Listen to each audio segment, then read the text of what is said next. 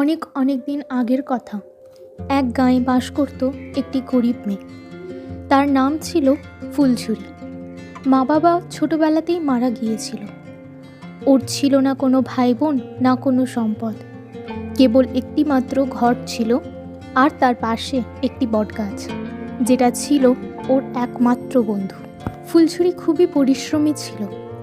সকালে উঠে সে গ্রামের বাড়িতে বাড়িতে ঝাড় দিত, পুকুর থেকে জল আনত, ক্ষেত খামারে কাজ করত। কেউ কিছু দিলে তবেই খেত, না হলে শুকনো মুখে ঘুমাতে যেত।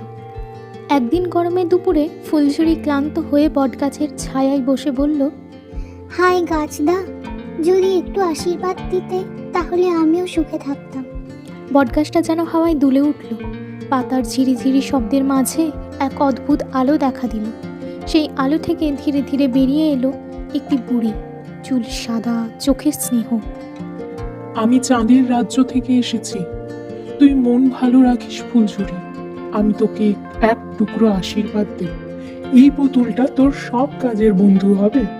একে শুধু বলবি, পুতুল পুতুল কাজ তুই কর, ফুলঝুরির কষ্ট কর দূর।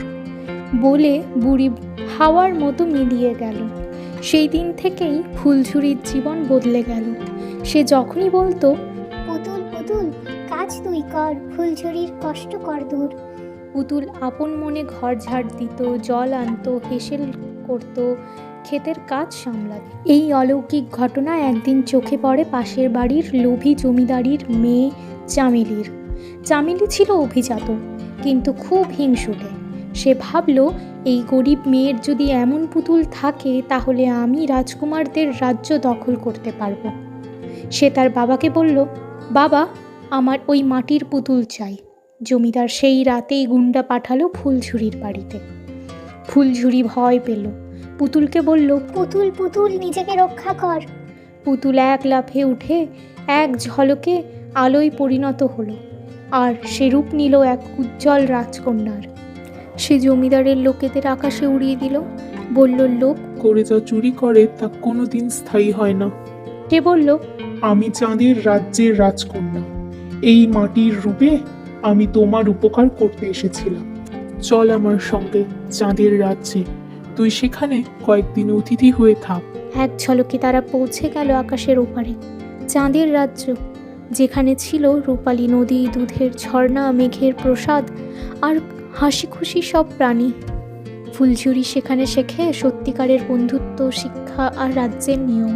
3 দিন পর রাজকন্যা বলল, তুমি এবার ফিরে যাও, কিন্তু মনে রেখো, সততা আর পরিশ্রম সবসময় পুরস্কৃত হয়। বিদায় নিল ফুলঝুরি। সঙ্গে পেল চাঁদের আলো, মাটির শিশিতে, যা অন্ধকারে আলো দেয়। ফুলঝুরি ফিরে এসে সেই আলোতে গায়ের গরিব শিশুদের পড়াতে লাগলো, দুস্থদের সেবা করলো, আর তার নাম ছড়িয়ে পড়লো চারিদিকে। চামেলিও তার বাবা ধরা পড়ে গ্রামবাসীদের কাছে, আর শাস্তি পায় তাদের কুকর্মের জন্য। বছর কয়েকের মধ্যে বিদেশ থেকে বার্তা আসে। বিদেশের ব্যবসায়ী নিজে এসে ফুলঝুরিকে বিবাহের প্রস্তাব দেয়, কিন্তু ফুলঝুরি বলল, আমি বিদেশ যেতে চাই না, আমি আমার গ্রামেই থাকবো, এখানকার মানুষের সেবা করব। বিদেশের ব্যবসায়ী সম্মতি হয়। তারা গ্রামে এক ছোট্ট ঘর বানিয়ে সুখে থাকে। সততা ও পরিশ্রম কখনো বৃথা যায় না। ঈর্ষা ও লোভ মানুষকে ধ্বংসের দিকে নিয়ে যায়।